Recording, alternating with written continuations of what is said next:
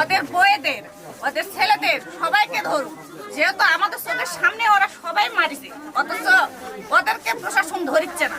ওরা মানে যখন ধরিচ্ছে তখন অভিনয় করছে, কারো হাত লাগিচ্ছে, কারো অসুখ হচ্ছে, অসুস্থ মানে ভান করছে, তখন ওরা ছাড়াই দিয়ে চলে যাচ্ছে।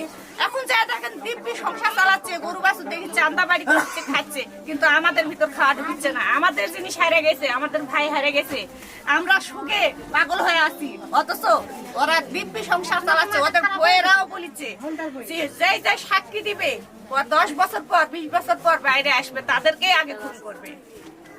এই ধরনের হুমকি তারা দিচ্ছে। তাদের মানে যারা লাঠাল, তাদের বাসার কাছে আমার বাসা, সেখানেই মারামারি, সেখানে আমি, আমার শাশুড়ি, আমার একটা ভাসুর বেটার বউ, আমার যা, আমরা 4টা মানুষ ওখানে স্টিল, আমরা সবকিছু দেখেছি। দেখার পর যখন আমার এই ভাইয়ের মাথায় বাড়ি লাগছে, আমার জায়েরা আমাকে টানে ধরে আটকিতে পারে না, আমি দৌড়েও মাঝখানে চলে গেছি। এই ঘটনাগুলো আপনি সহ আর কে কে দেখছেন, নাম সহ বলেন তো? দেখছি, আমার নাম মরিয়ম, আমার শাশুড়ি দেখছে সুফিয়া, আমার একটা ওই যে ভাসুর বেটার বউ নাম তারা, এখানে আসো, নাম তারা, ওর বাচ্চা ছোট, ওর শাশুড় আছে, ওর শাশুড়ের নাম হলো পরে আঞ্জুয়ারা। আমরা 4টা মানুষ, আমার ছেলে আর মেয়ে মারামারি দেখে মাটি খোলা গড়াগড়ি পিটিচ্ছে।